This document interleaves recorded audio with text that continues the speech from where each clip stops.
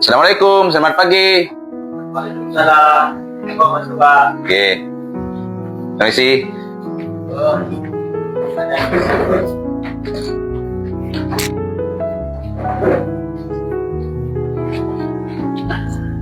Baik, ada yang bisa kami bantu Bapak?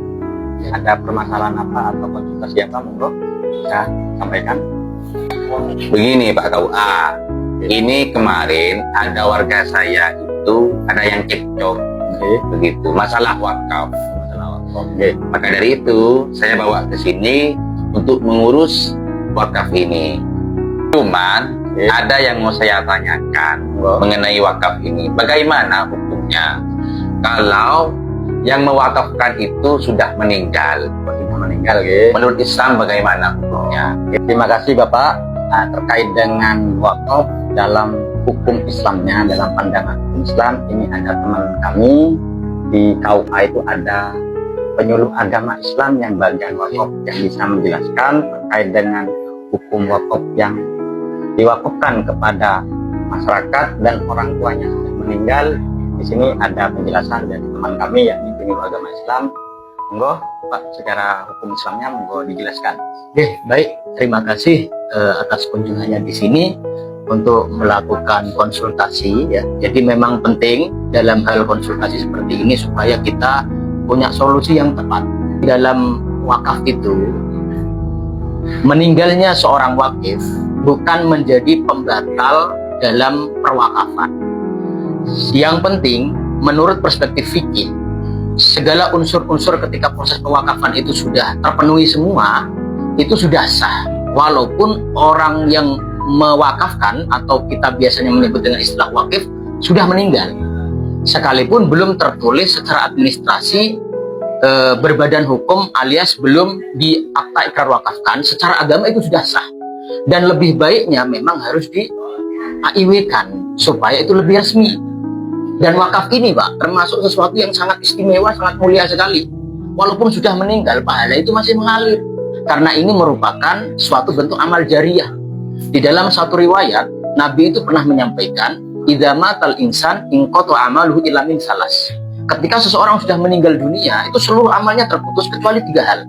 Yang pertama, shadaqatin jariyatin au ilmin yuntafa'u bih aw waladin sholihin yad'u lah. Ya, kita fokus pada pembahasan pertama yaitu shadaqah jariyah. Wakaf merupakan bentuk daripada shadaqah jariyah. Walaupun orang yang mewakafkan sudah meninggal dunia, itu pahalanya masih mengalir. Bahkan ini juga dikuatkan di dalam surat Ali Imran. Dalam Al-Quran Allah berfirman, lan tanalul birra hatta tunfiqu mimma tuhibbun. Kamu tidak akan mendapatkan kebaikan dari kecuali kamu sudah menginfakkan sesuatu yang kamu cintai. Manusia pada umumnya itu senang dengan harta, senang dengan benda, senang dengan yang dimiliki. Kalau itu diwakafkan, berarti ini pahalanya sangat luar biasa dan menjadi amal jariah bagi orang yang mewakafkan atau wakif walaupun sudah meninggal. Jadi satu, itu sah secara hukum syariat, perspektif fikih. Yang kedua, itu pasti pahalanya tetap bisa mengalir. Seperti itu Bapak. Baik, gimana Bapak? Sudah jelas terkait dengan penjelasan terkait dengan wakaf yang terjadi permasalahan di tempat Bapak? Oke, sudah jelas Pak. Dan terkait dengan administrasi pemerintah, di dalamnya ada aturan Undang-Undang 41 tahun 2004 terkait dengan ikrar wakaf, terkait dengan tanah wakaf, maka sampean harus mengurusi persyaratan yang harus dilengkapi.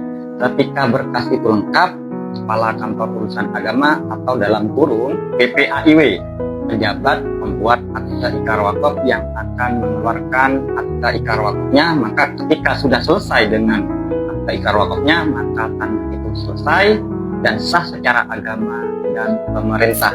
Nanti setelah akta ikrar wakaf selesai, tidak hanya sekedar selesai di akta ikrar wakaf, jadi dilanjutkan ke Badan Pertanahan Nasional untuk mendapatkan sertifikat tanah wakaf.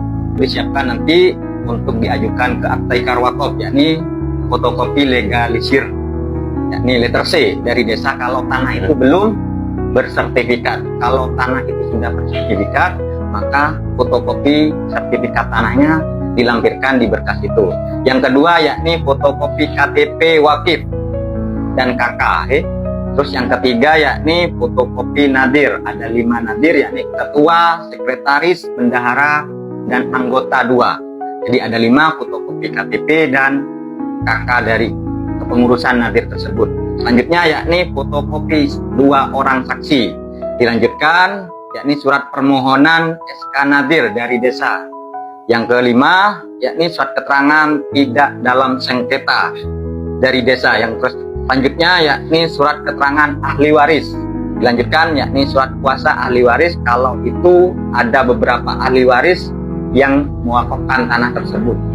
Dilanjutkan yakni surat pernyataan wakaf bermaterai yakni 10.000. Dan yang terakhir yakni fotokopi SPPT tahun terakhir, harus melampirkan SPPT tahun terakhir. Dan jangan lupa materainya disiapkan sebanyak 14 lembar. Itu Pak, kalau lengkap sudah semuanya dilampirkan, setorkan ke kami. Ketika sudah selesai semua, kami akan melakukan proses pembuatan akte ikrar wakaf. Terima kasih. Ambo sedih karena Pak Enci Pak menkon senika Pak kudu ikhlas Pak. Moga-moga pahalanya wakaf ngalir ke Bapak Kaula Pak. Pak Sukmo Pak. Terima kasih Bapak.